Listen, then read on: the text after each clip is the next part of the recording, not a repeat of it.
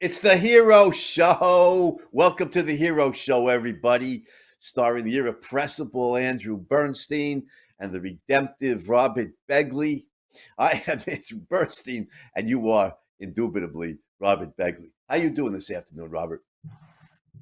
I am doing great, Andy. Ready for part two of maybe 100 parts on Howard Roark, right? We could do Right. this like every week for like 2 years, but we won't That just yet. that's right. And speaking of having redemptive qualities, I mean, Rock certainly shows his inspirational value to characters in the story and to characters outside the book altogether, like you and I and probably millions of others by this time.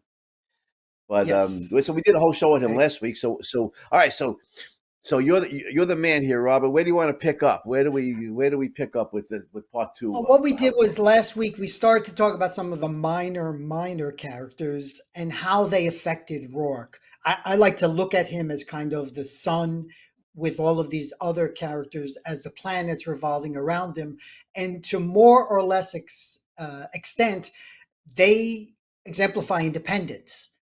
And one of the real minor characters, Andy, one line in narration about him, you probably didn't expect this, the professor of mathematics.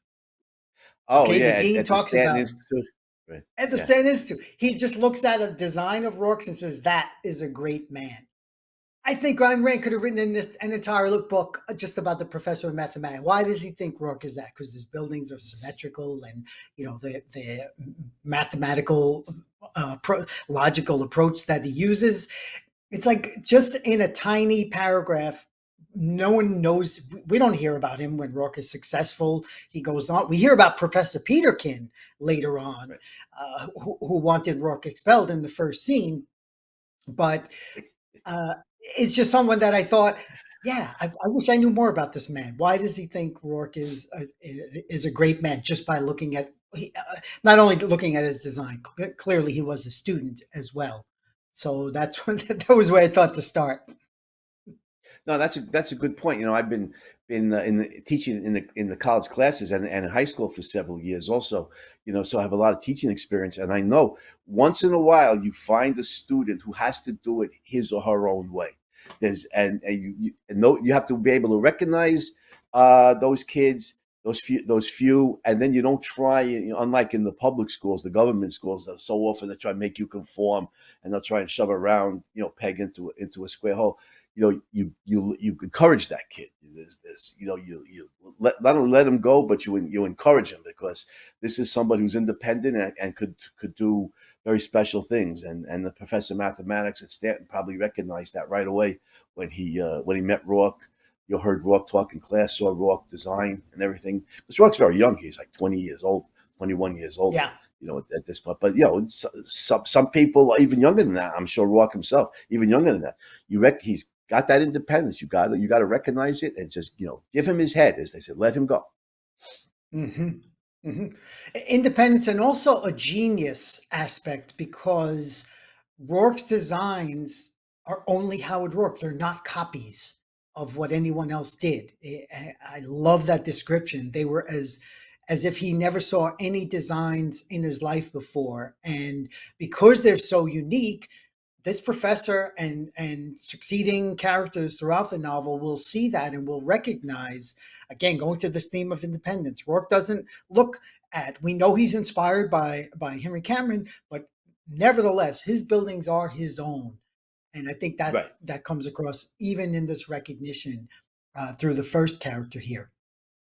Without a doubt. And I want to make a philosophic point about Yeah. Rourke, and that's very much based in the text, and that is Ayn Rand does not show us Howard Rourke's childhood, which is interesting choice on her part, because she shows us a lot about Tui's childhood. If you look at Yeah. the five major characters, we see a lot of Tui's childhood, and we see how he becomes what he becomes. We see a lot of Winans' childhood, which I think you and I are both fascinated by. The tough gang leader in Hell's Kitchen. We see a lot of his childhood. We see a good deal of Peter Keating's background and relationship with his mother, and we see flashes of Dominique, her background. and her Yep. relationship with her father. But we see nothing about Rourke's background. Main character, by far, who Hmm. towers over the landscape. And you can see Hmm. why he raised the question, well, why did Ayn Rand choose to do it that way? And I think the answer is um, Ayn Rand is showing us here's her commentary on the nature nurture issue. That Howard Roark, the nature nurture dispute of how somebody becomes what they are. Is it hardwired into their biological makeup, or is they conditioned by their social upbringing? Ayn Rand's showing us that first of all, those are determinist theories and they're false, but it doesn't cover the waterfront.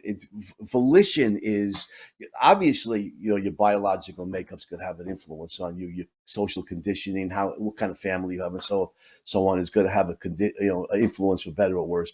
But Ayn Rand's showing us Rourke is Rourke because of Rourke, because of the choices he makes, because of the decisions he makes, because of volition, and we can extrapolate from Rourke the adult to what would Howard Roark have been like at 8 years old? What he have been like as a child? And if his mother, Mrs. Roark, was a discerning woman, she would have known. Little Howie's late for dinner. Where is he? And Mrs. Roark, well, where's the nearest construction site? Because because That's that's right. where how Yes. young Howard Roark would be. You can see him watching the construction workers and asking questions, and the hard hats would love this kid. He's so in love with building. You can see little Howie with a hard hat on his head, watching the construction workers. They're showing him what to do. He's making choices here. This is his choice. This is what he loves. And Ayn Rand showing us here again. Howard Roark is Howard Roark because of Howard Roark, because of the choices he made. And one last thing on Yeah. this: if he had parents like Keating's mother, who pushed him away from his love of painting, art towards architecture because she wanted respectability. If Rourke's parents had been like that, or you remember the great Robin Williams film Dead Poet Society? Yeah. Yeah. Right. Yeah, which was you could tell it was based on The Fountainhead. First of all, it's the theme is independence versus conformity, and second of all, you got characters in the story named Keating and And Cameron. Cameron. One of the They're flipped, Cameron, yeah, right? they're flipped, right? Keating is the Characters are flipped. innovator, and Cameron is the second hander. Hmm. Yeah, exactly. Yeah, and Cameron has red hair, and everything. So you could tell it was based on The Fountainhead, but I haven't seen that movie in a long time, and it's sad, the movie. But Yes, that it kid is. Neil Perry wants to be an actor, Yeah. and his Yeah. parents they tell him, no, you got to go to medical school. Sacrifices have been made, Neil. Mhm. Your mother and I scrimped and scrounged to send you to prep school and so on. Well, I won't say how that story turns out for anybody who hasn't seen the movie Dead Poet Society. But if young Howard had been confronted with parents like that, no, architecture is not a good profession for you. You gotta. We want you to. Your father was a military man. We want you to go into the military. Your mother's a doctor. You're gonna, go to medical school. You know, Howard Roark would not comply. He would not give in. He was, his attitude would be, well, when I'm 18, I'm not under your jurisdiction anymore, and then I'm going to go study architecture, and I'm going to be an architect, and that household, that family household, would be a battleground, and Mister and Mrs. Yeah. Roark would be fighting a losing battle to try and get young Howard to conform to whatever their desires happen to be regarding his future career.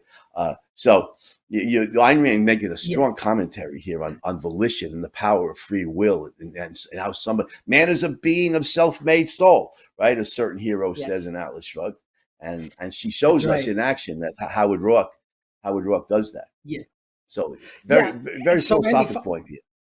Go ahead.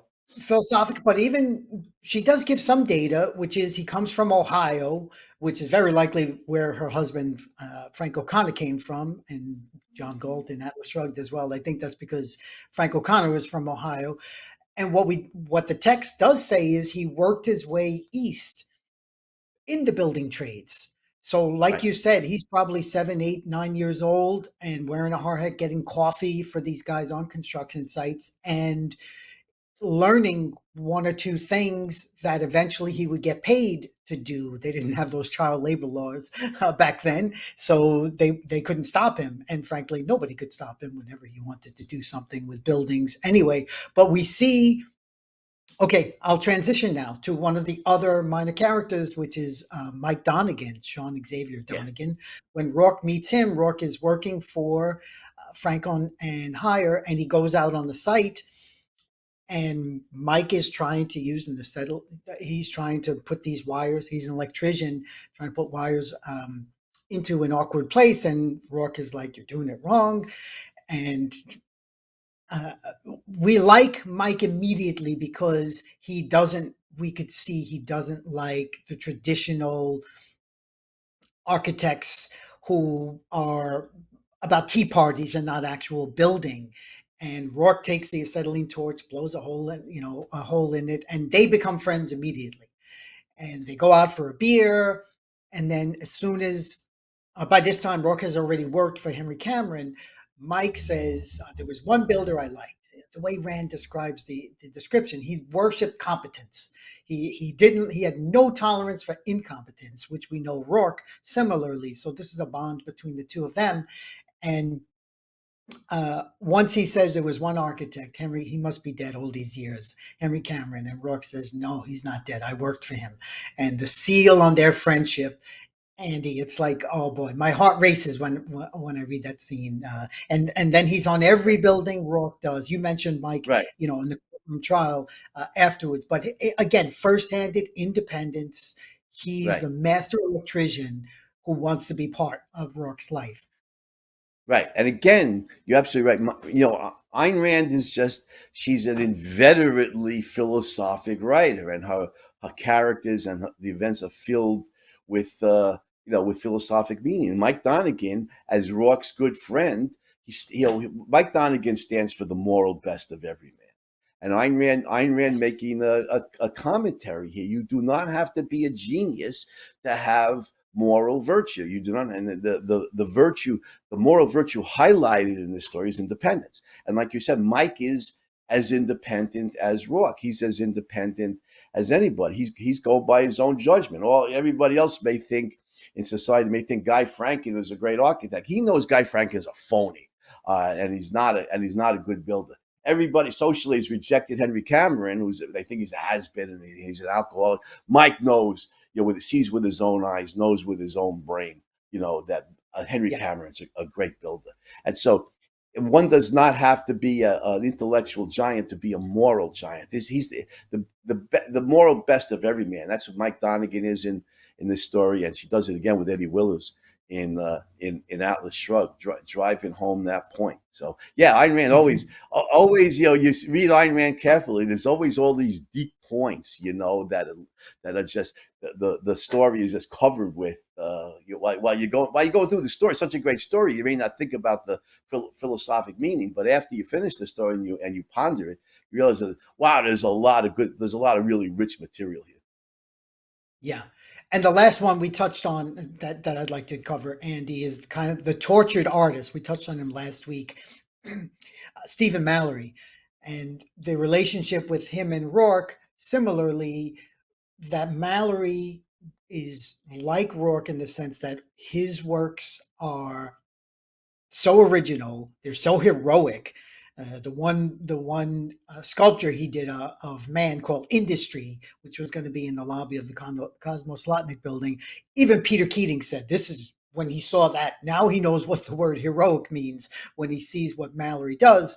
But by the time Rourke runs into him, Mallory's doing these cheap plaster figures, and he's a mess. His life is a mess, and at that point he's a failure. He's kind of given up on getting commissions, and he goes through this scene with Rourke, heartbreaking.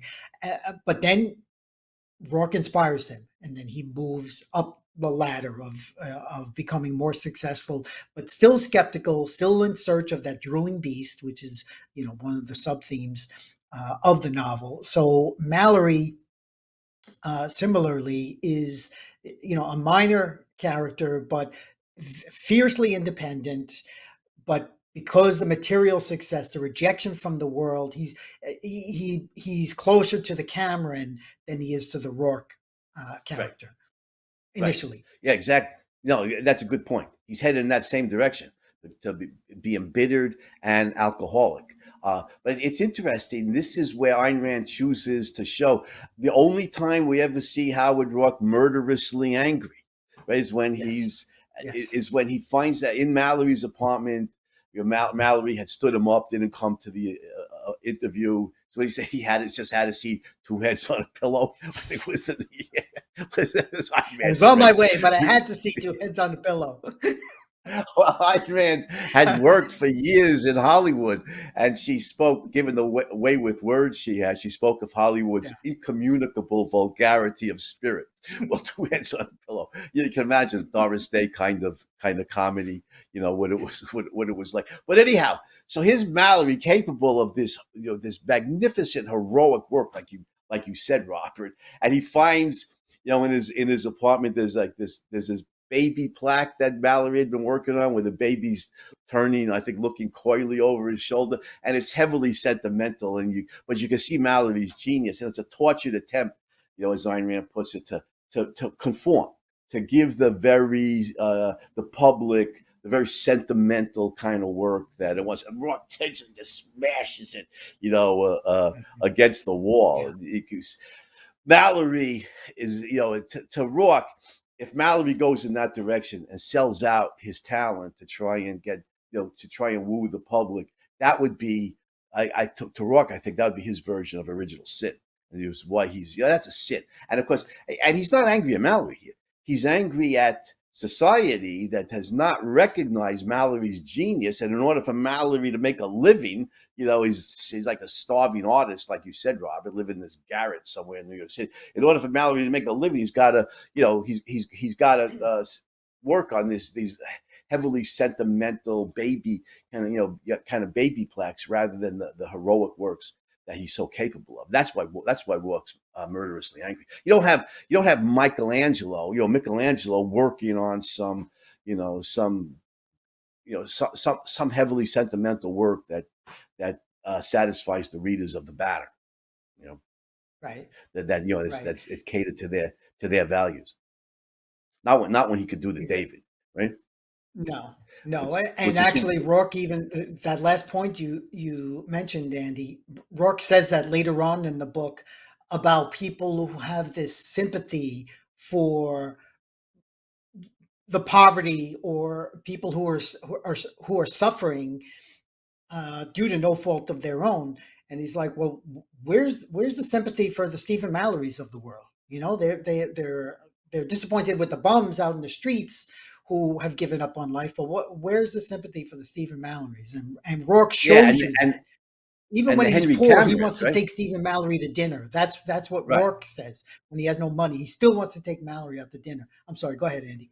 Yeah, well, and his courtroom speech at the end, he says to Henry Cameron, to Stephen Mallory, Yes. right, to a man Yes. sitting in By this room who name. doesn't want to be named, talking about Gail Wyman, but to all of these geniuses who were unrecognized by their society, and had to struggle like a junkyard dog just in order to make a living, when they were capable of giving this magnificent value, to their brothers and sisters. And by the way, Robert, Yeah. well, speaking of brothers and sisters, I want to make a point here that what you can read, and I mean this literally, you can read The Fountainhead as a commentary on family. And one way, what this book is about family. And first of all, we don't see Rourke's biological family. Who are his No. parents? Does he have siblings? They're never mentioned. He says, I Obviously, may his have, parents. I don't know. Right? He says that I may have, but I don't even know if I do. And the dean is shocked, right? We know he has biological parents because it's customary that somebody comes into the world that way. Yes. We're not Pallas Athena springing full blown from our father's head. No. Yeah, he doesn't know whether he has biological siblings and doesn't care. And yet, Rourke is a very, very, very much of a family man. And even as for all of his independence, he's a family man, and look who his family is. I mean, Henry Cameron, his mentor, is kin to his father, his spiritual father. Dominique, of course, the love of his life. They're married by the end of the story. Steve Mallory is Rourke's kid brother, and like you said, Robert, Rourke takes him under his wing and he guides him away from this dissolute life that he's heading towards the life that he's so richly capable of brilliant creativity.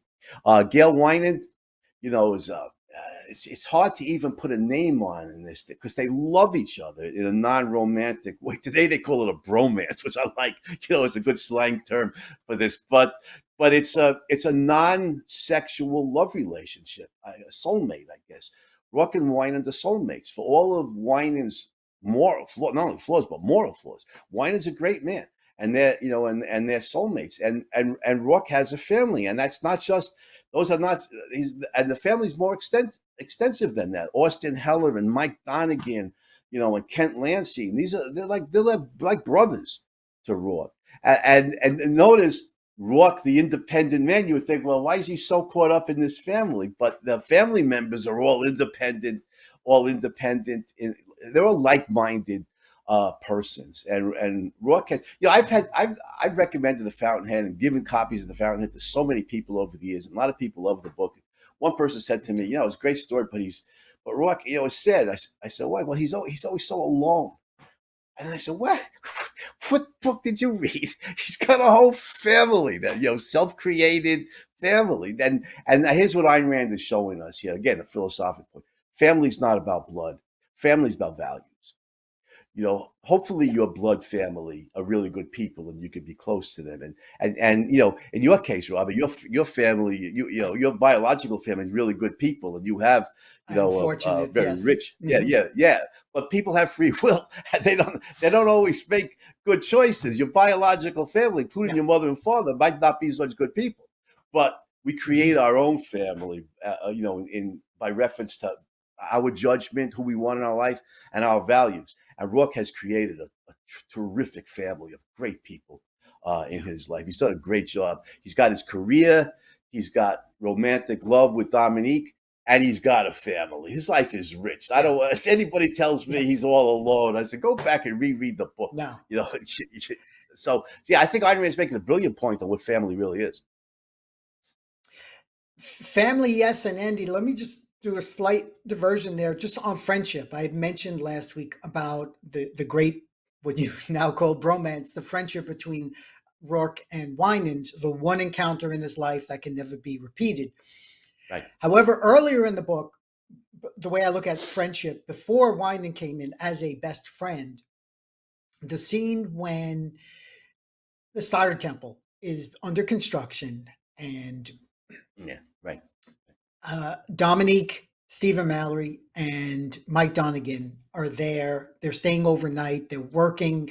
The way Rand describes the scene, there's a tree outside with 3 leaves on it. Who are those 3 leaves? Rourke's friends, Dominique, Stephen Mallory, Mike Donigan. It's just the symbolism that she has. And we haven't really gone into symbolism because this is really not literary analysis. It's more the heroism of Rourke. But that tells me friendship. That's how I see it. Family, absolutely, Andy. Saying how big a difference are the two. But for me, that early in the novel, when Rourke is not the commercial success, he has a harder road ahead of him over the next 6-7 years than he had behind him. But he's got these 3 friends that he's going to be out all night with, and he's relaxed like a cat, and they're cracking jokes, and they're walking home at 3 a.m. and everyone's fine with that. That is just such a lovely scene in the Starter Temple, again showing, you call it family, I call it friendship, not an essential difference there between the two. Right. I mean, I have to. If I were religious, I would say that I'm blessed. I have a number of close friends, all of whom are objectivists that I consider family, and you're one of them, Robert. You're. I consider you family. Whereas biologically, Likewise. my parents, are a very mixed case.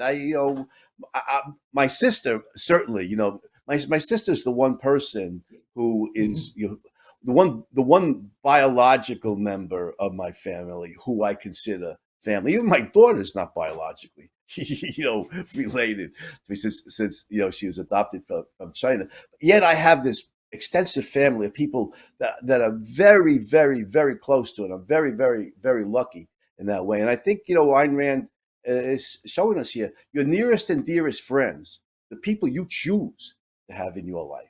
They're not an accident of birth, but the people you choose to have in your life, they're who your family is.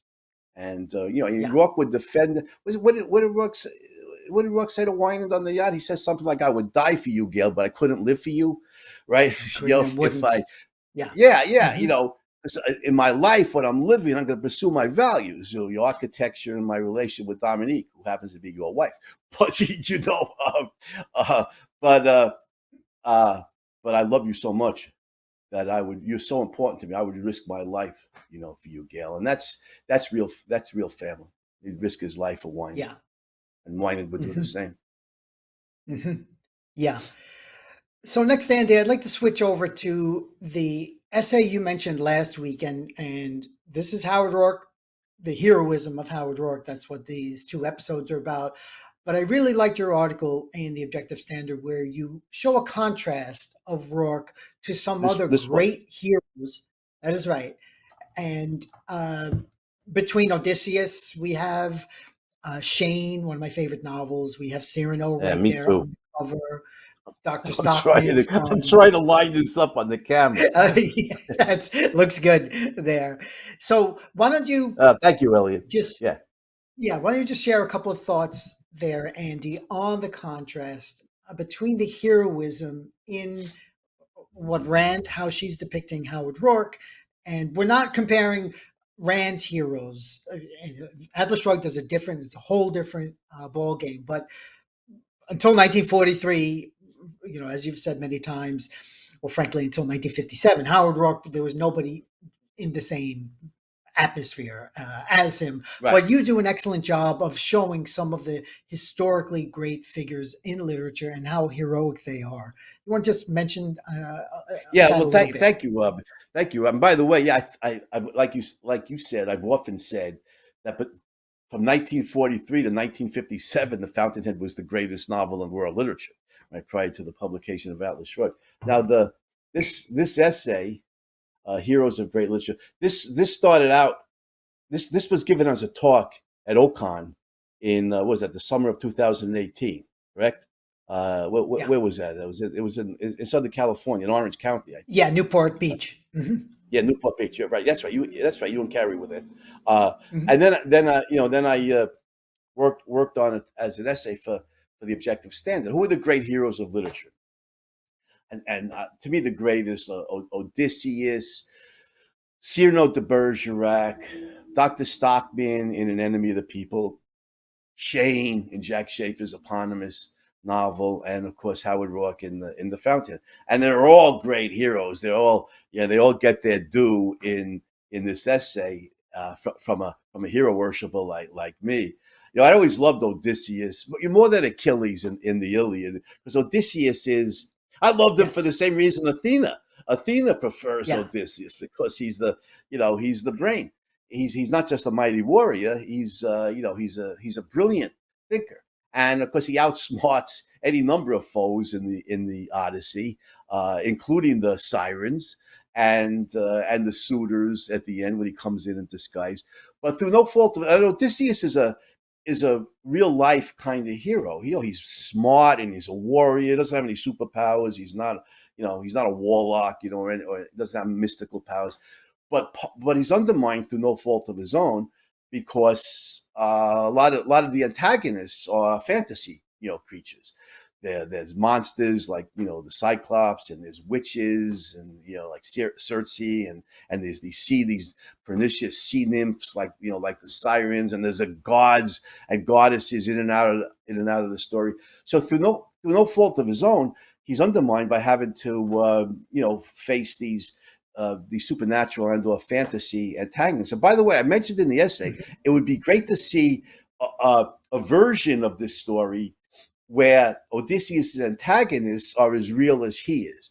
Where Yes. Odysseus is a Magellan-like kind of figure circumnavigating the Hmm. globe. And we're going to do Magellan on the Hero Show.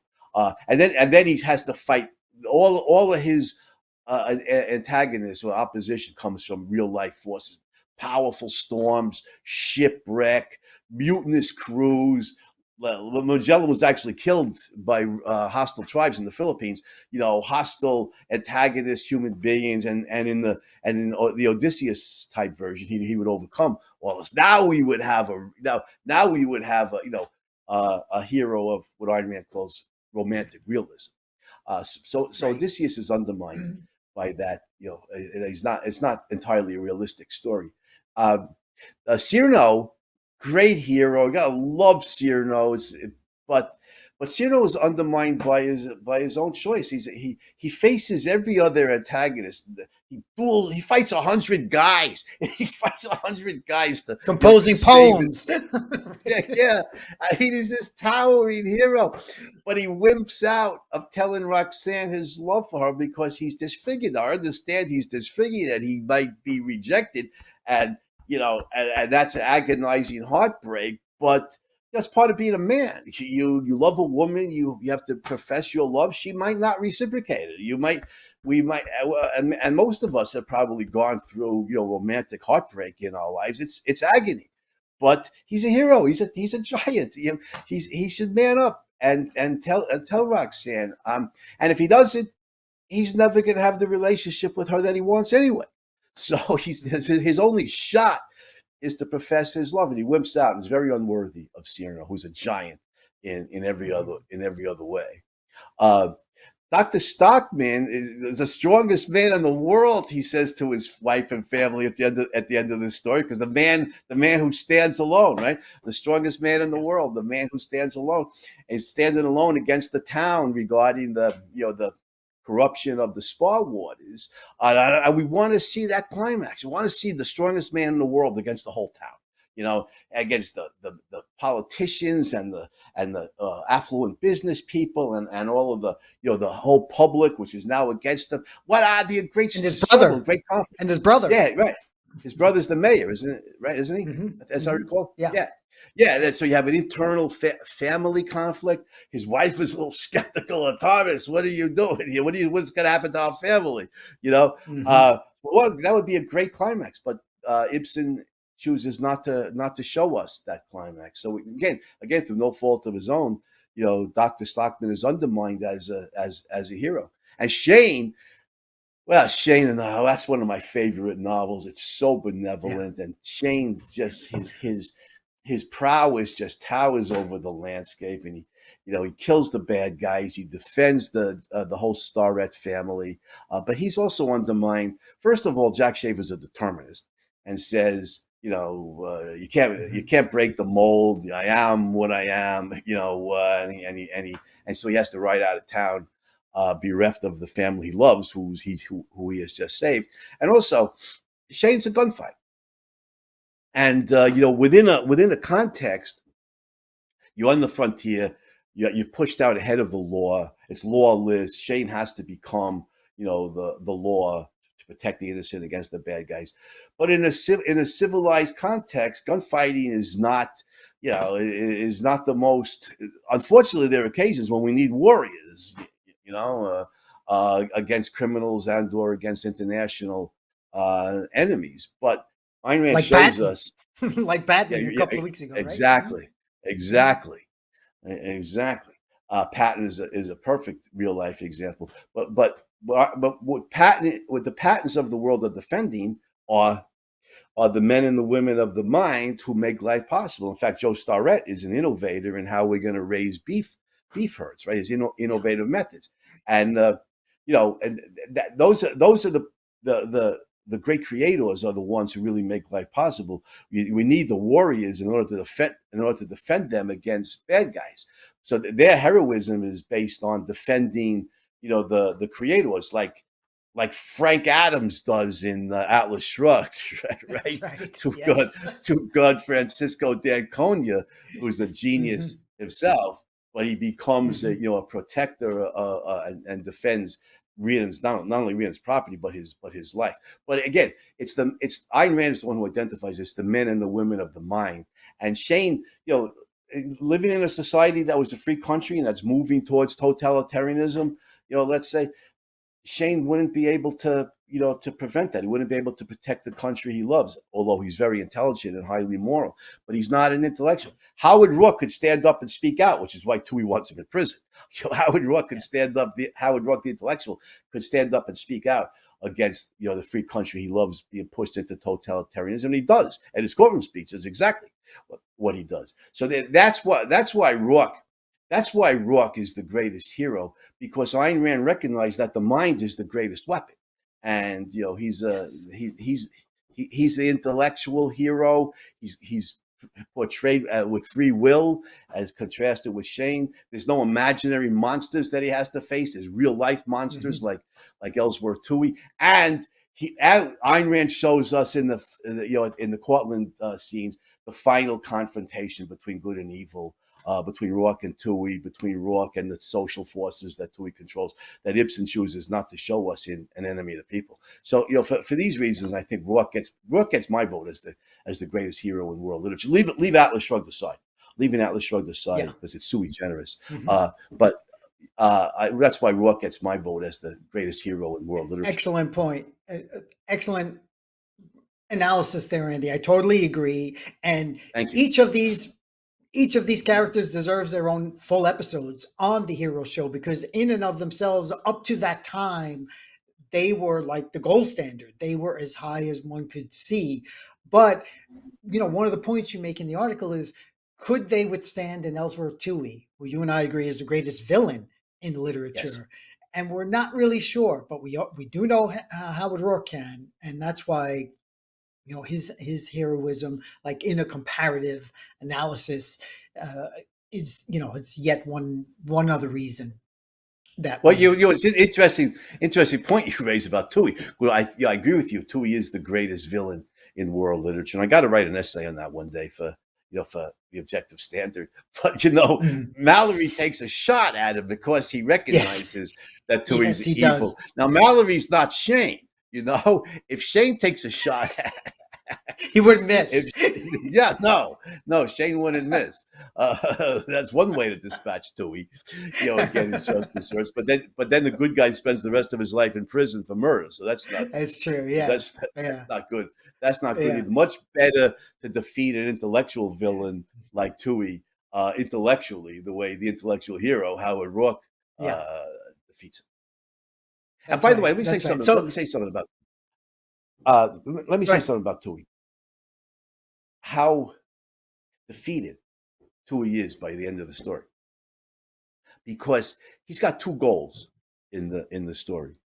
One is to crush Howard Roark in one way, shape, or form, to end his career, put him in prison, but make him into a non-factor in first of all architecture, and then second of all on the broader social scale. And secondly, his goal is to take over the Winan papers and dictate editorial policy to millions and millions of Winan subscribers. Now, Roark defeats him in the first venture. Roark wins the Cortland case. He gives a speech that becomes public and famous. He Roger Enright buys Cortland and hires Roark to build it the way he designed it. Gail Winan hires him to build the Winan building. Rourke's now at the peak of his powers, and he's widely known one as a brilliant revolutionary architect, and two as a spokesman for individualism and for independent judgment. He doesn't really defeat Toohey regarding this; he routs him. And on the second goal of Toohey, Winan defeats him for like one moment. Toohey controls the banner, and Winan wants him with him for that moment. And Winan shuts down the paper. He shuts it down. 12 years of scheming down the drain, right? Toohey can't create the banner. He's a virus. He's a parasite. He can't create. It took Yeah. Winan's creative genius to create the banner. All Toohey could do is insinuate himself into the organization and worm himself up to the top where he gains power. But Winan shuts it down. It's gone. No more banner. No more millions of subscribers. 12 years of scheming down the tube for Tui, and then he goes to the next paper, and remember he's talking to one of the guys in the paper What about makes him tick? yeah, what makes him tick? What's his weakness in effect? And he's trying to worm himself up to the top in this paper, and a radio in the next room or something blares. Time marches on. Marches on. Yep. Time marches on. 12 years of Tui's life wasted. Done. Yeah. Done. Winan defeats him at one stroke. And so Tui is utterly defeated in his two major power-lusting goals in the story. And Andy, thank you, because this was another point I wanted to bring. The philosophical point there is evil has the power to destroy, but not to create. Right. Tui creates nothing. All he does is destroy the good. That's his entire purpose in every scene in The Fountainhead. And he doesn't create anything. So when Winan chooses to close down the banner, Tui has to go elsewhere to find someone else who's not a fraction of the giant, whoever this new guy is not a fraction of the giant that Winan was. So that doesn't have Winan's, great point. Doesn't have Winan's readership. Tui can't speak to millions of people like he could if he controlled editorial policy on the Winan papers. You're right. Evil can only destroy the good only through the mistakes or weaknesses of the good. He can destroy Winan through his own power, lust, and errors. Roark, he can barely touch Roark. The started temple scheme, make him an enemy of religion. I mean, oh man, that is a consummate, brilliant, stroke of evil genius. And it might slow Roark down a little bit, but it can't begin to stop him. And Roark eventually just tramples over these obstacles that Tui places in his path, and he's a complete success by the end of the story. He wins the battle and gets the girl, and he's a spokesman now. He's well known as a spokesman to the country, as an advocate, one of modern architecture, vindicating his father here in the process, Henry Cameron, and two, as a spokesman for independent judgment and individualism. He's completely victorious, and Tui's utterly routed. It's great. It's great. It's such great. The power of the good is much greater than the power of the evil. You're absolutely right about that, Robert. So I want to switch. I just have two more points, but talking about different adaptations of The Fountainhead, and the graphic that we have up right now, and this is the illustrated Fountainhead, which I mentioned last week, was in serial form, which Ayn Rand had approved of. It came out in 1945, but clearly the most popular adaptation is the film Gary Cooper and Patricia Neal. I'm not a fan. I have to admit, my vision of Howard Roark is so specific. I love Gary Cooper as Lou Gehrig, a future hero show subject, but if you get Roark wrong, the movie's not going. The adaptation is not going to go far, in my opinion. Here, I'm not speaking like as an expert. Thankfully, the film, was somewhat of a success, and Ayn Rand herself wrote the screenplay. But yeah, just a couple of thoughts you want to mention, Andy, about the film. Yeah. Me too. I mean, you and I agree on so much, Robert. It's scary, but I generally love Gary Cooper. He not only won 2 Oscars for Best Actor, but I think he deserved them. As portraying Sergeant York, and in, was the other one in High Noon? I think. High Noon. I think High Noon. Mm-hmm. Yeah, and pretty sure. I'm pretty sure too. We could look that up. But Gary Cooper's a terrific actor. He could do a lot, facial expressions and body language. Gary Cooper is very subtle in that way, but he's not an intellectual. Playing the intellectual who's got to give this philosophic courtroom speech, I think, is a little outside Gary Cooper's range as an actor. He's a little bit wooded, he doesn't capture the passion of it. So that's one reason. And another. By the way, I want to give props to Patricia Neal. I thought she was very good as Dominique Franken. Now I'm prejudiced. Raymond Massey, I thought was fabulous. I'm and sorry, Scale go ahead. Wine, and yeah, yeah. Yeah, Raymond No, that's Massey okay. was fat. Some of the other ones I thought they actually got very well, but if I can't get past Rourke, the movie doesn't work for me. It's just that simple. I hear you. I thought that I don't know who the actor was who played Tui, but I thought he captured the, Yes. the elegant evil, the stylish, evils of Ellsworth Tui. But I'm a little Yeah. prejudiced. Patricia Neal's a beautiful woman. I'm hopelessly hetero. And I liked Patricia Neal a lot in the role as Dominique Franklin. But you're right about Rourke. He's the keystone of the story. And Gary Cooper, great in a number of other roles, deserved his Oscars, but that not the right man for that job. I had heard that Clark Gable wanted to play that role, and I think Yeah.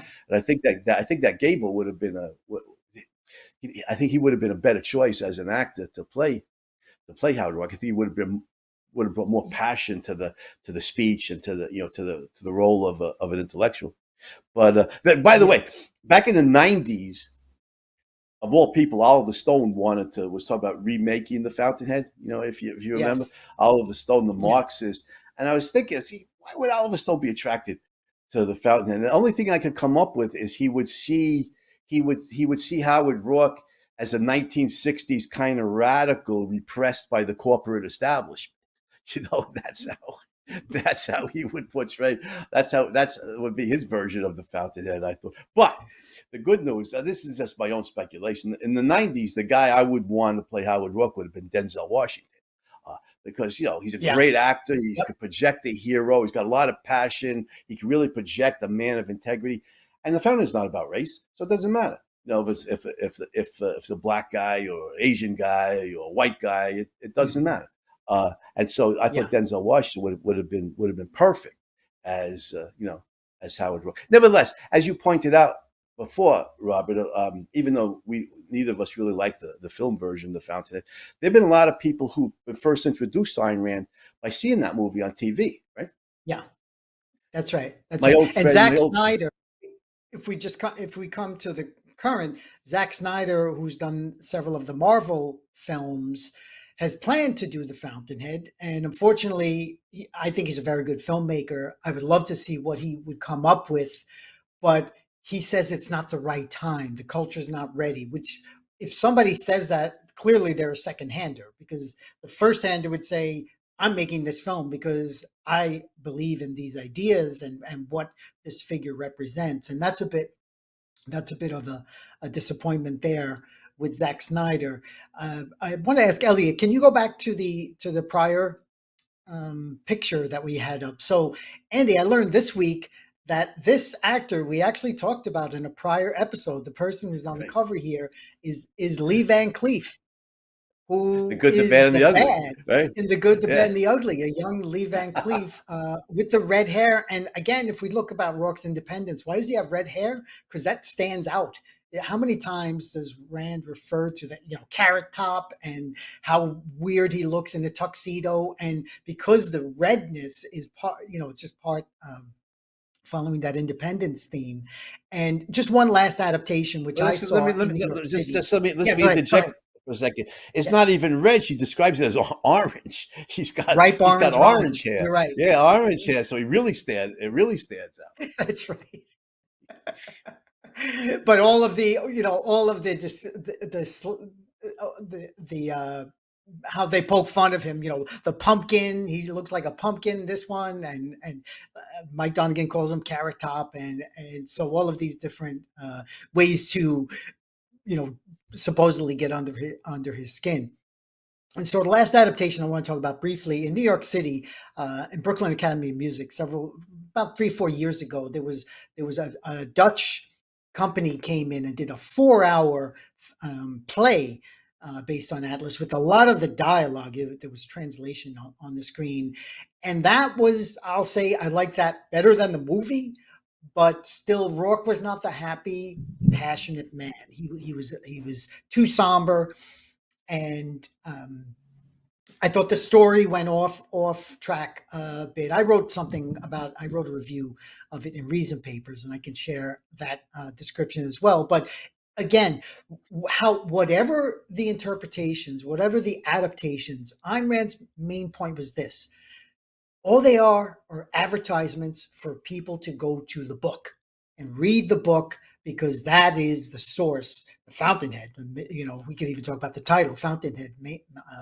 Mainspring was the original title, but go to her words, how she wrote them, and have your own experience, and then put all these other adaptations aside.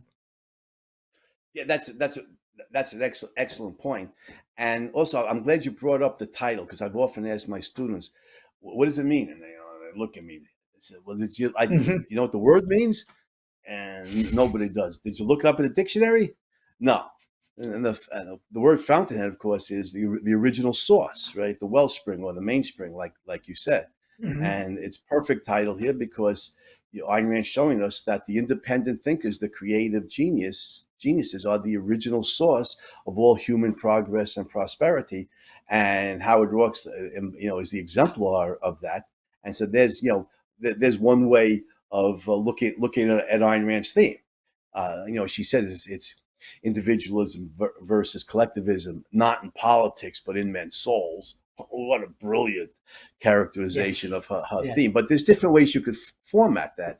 And one way is that, the Fountainhead shows the the struggle of not just Rourke, but of great independent thinkers, of creative minds, against the societies of their day.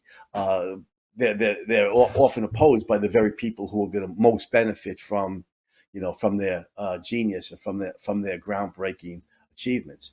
Yeah. And the Fountainhead is a perfect name for the title Yes. of a book with that theme. Yeah, and Andy, thank you, because that's another point that I wanted to say. Foundnet is not about an American architect in the 1920s and 30s. It is about any innovator in any period of time in any society, and what the opposition they put up with to see their vision and to follow through with their vision. And I just, again, that's one of It's the great timeless, great right? skills. Yeah, it's timeless. Exactly. It's Timeless, it's absolutely timeless. universal. The Fountainhead is Yeah. about Socrates. The Fountainhead is about Leonardo and Michelangelo. It's about Copernicus and Galileo. Galileo and Darwin and Mhm. Pasteur, and Frank Yep. Lloyd Wright and Ayn Rand. It's about Ayn Rand. She Yes. may not say that about Yeah. herself, but you and I could say that about her. It's We could about say it about Ayn her. Rand. Yeah. Yes, Yeah. about the And revolutionary my thinkers who last carry point us that I, forward. yep, Go ahead. that my last point that I wanted to bring up is in the 25th anniversary, she describes in the introduction, she has this beautiful introduction about the Fountainhead and how she says that it should be timeless. I'm not like Victor Hugo says, if I just wrote for today, I'd break my pen and throw it away. It's like, no, she's writing for decades and centuries into the future. But her idea of man worship, okay, we talk about what she calls man worship, which is what this story is about. It's those who see the highest potential in man and strive to actualize it. And again, Andy, I think you and I agree on this. The reason heroes are so important to us is we want to see these heroes in our lives, but not just read about them, go to sleep, wake up the next day, go to work. We want them to inspire us, particularly in the darkest of times when everything else around us, is not doing well. We need that kind of vision of somebody succeeding. We need to know that, and this is what man worship, the way Rand describes it. I think it's a big part of this story, and it's an important Right. concept. No, absolutely right. And I just want to put in a plug for my own book here. You know, Heroes, Legends, Yes. Champions. Why heroism? Why heroism? I always struggled to get this lined up on the, Yeah. on the camera. Right. You know, The other way. Yeah. yeah. Great. Can you Looks can you good, can you see it? Andy. Yep. All right. Uh, But cool. Cool. because what you want, why heroism matters. One of the one of the reasons heroism matters is because heroes perform great life, enhancing deeds that carry us forward. But the second reason, like you were just saying, Robert, is the inspirational value they provide for the rest of us to be for the rest of us to be the best version of ourselves. And Rourke Yes. is the ne plus ultra of this, both within the story and without. I mean, he because of Rourke, Stephen Mallory now is, Rourke inspires him to get back on the path of creativity, and he's gonna be much more Mallory, be much more like Rourke than Cameron as he progresses through life. He changes Dominique's life, showing her that the good can triumph in this world. The world's not as nearly as corrupt as she thought it was. We discussed last week the boy who wanted to write music, who Yes. Rourke gives the courage to face a lifetime, and he comes as close as anybody possibly can to talk about having redemptive properties to saving the spiritual life of Gail Winan. But Winan Yeah. ultimately is destroyed by Hmm. the inner contradiction. But Hmm. you see Winan fighting for the innovative mind, for the independent mind at the end. In the banner. Unfortunately, anybody who values an independent mind has long since stopped taking Gail Winan seriously because he's such a sellout to the lowest Yeah. values of the masses. But he's writing these brilliant editorials, in defense of the genius or Yes. the great creative mind Yes. against society. And Dominique reads them, and she says to him at one point in the story, Gail, sadly, Gail, what a great journalist you could have been. Read that and should have been, Hmm. because Gail Winan Yeah. should have been in journalism when Howard Roark was in architecture, but he became a Yeah. power luster. But Roark Hmm. changes his life, comes as close as you can to redeeming Winan, and so he saves, inspires a number of people within the story. But then outside the story, for decades now, for me, for you, for millions of people, and for millions more, as long as human beings can still read, Howard Roark's going to be an inspiration to what kind of a life. The hero Yeah. shows us what kind of a life we can live in our own lives, even if we're not a genius. Like Roark, if we have the integrity, the independence, the dedication to rational life promoting values that Roark has, what we can achieve in our own lives is magnificent as well. And Howard Roark inspires us, I think, more than any hero in world literature.